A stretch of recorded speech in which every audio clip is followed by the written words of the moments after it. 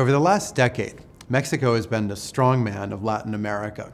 Unlike Brazil, it managed to avoid a deep economic recession. Unlike Chile, it managed to avoid even a shallow economic recession.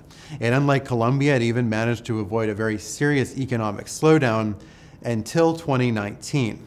Now the Mexican economy is actually in a recession. Unemployment's beginning to increase, GDP growth has turned negative, and maybe most concerningly, the yield curve has inverted quite substantially, indicating that Mexico may be in for more bad times ahead.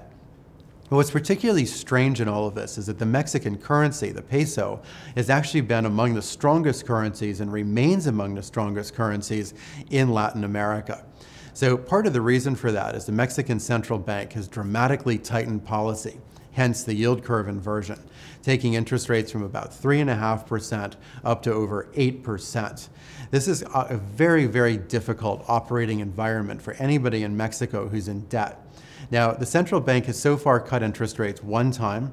It will probably continue to cut interest rates further.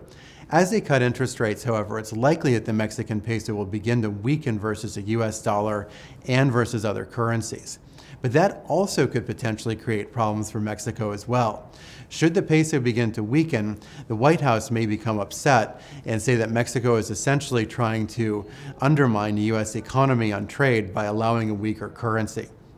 This puts Mexico in a particularly difficult situation when dealing with a slower economy. But there are a couple good pieces of good news for Mexico as well. First of all, the central bank has wide latitude to reduce interest rates. While that may lead to a weaker currency, it could also spur domestic lending. The other really good piece of news for Mexico, however, is that among all of the countries in the world, Mexico has among the lowest levels of debt, both public and private.